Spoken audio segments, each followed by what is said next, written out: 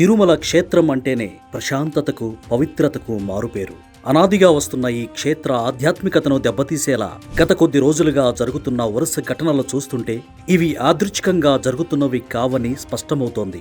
కూటమి ప్రభుత్వం అధికారంలోకి వచ్చిన తర్వాత రాష్ట్రంలో శాంతి భద్రతలు విఫలమయ్యాయని, హిందూ ధర్మానికి రక్షణ లేదని చిత్రీకరించేందుకు జగన్ రెడ్డి అత్యంత ప్రణాళికాబద్ధంగా విష ప్రచారం చేస్తున్నారు. గతంలో తెలుగుదేశ ప్రభుత్వ హయాంలో అపశృతులు జరిగాయంటూ నాడు అబద్ధాలు చెప్పిన జగన్ నేడు అధికారం కోల్పోగానే అదే తరహాలో కుట్రలకు తెరలేపారు. గత 10 ఏళ్లుగా తిరుమలపై జగన్ చేసిన విష ప్రచారాన్ని గమనిస్తే ఆయన అసలు రంగు బయటపడుతుంది. శ్రీవారి పింక్ డైమండ్ పోయిందని నాడు ప్రధాన అర్చకుడిగా ఉన్న రమణ దీక్షితులతో పచ్చి అబద్ధాలు చెప్పించి భక్తులను తప్పుదోవ పట్టించారు. అంతేకాకుండా స్వామివారి పోటు కింద గుప్త నిధుల కోసం తవ్వకాలు జరిపారంటూ కట్టుకథలు అల్లారు. వైఎస్ హయాం నుంచి జగన్ హయాం వరకు తిరుమల కొండపై అన్యమత ప్రచారం పెచ్చరిల్లింది.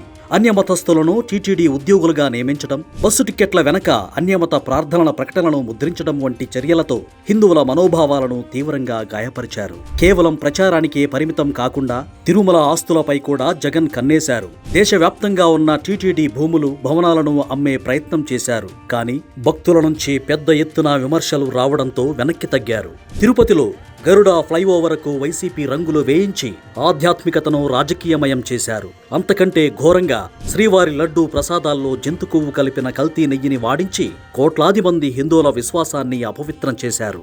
అన్న ప్రసాదంలో నాసిరకం రేషన్ బియ్యాన్ని పెట్టి భక్తుల ఆరోగ్యంతో ఆడుకున్నారు.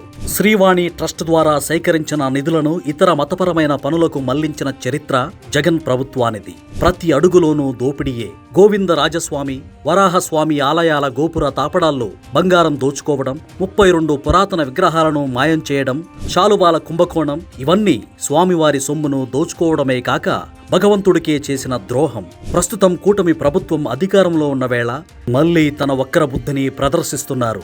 అలిపిరి తనిఖీ కేంద్రంలో మద్యం, గంజాయితో పాటు ఏకంగా 161 డ్రోన్ కెమెరాలు, 46 స్పై కెమెరాలు పట్టుబడ్డాయంటే పరిస్థితి ఎంత తీవ్రంగా ఉందో అర్థం చేసుకోవచ్చు. తాజాగా తన సొంత మీడియా ప్రతినిధుల ద్వారా మద్యం సీసాలను కొండపైకి తరలించి అక్కడ అపచారం జరిగిపోయిందంటూ తప్పుడు ప్రచారం చేయిస్తున్నారు. అధికారంలో ఉన్నప్పుడు దోచుకోవడం, అధికారం కోల్పోగానే హిందువుల మనోభావాలను దెబ్బతీస్తూ విషపూరిత రాజకీయాలు చేయడం జగన్ మార్క్ రాజకీయంగా మారింది.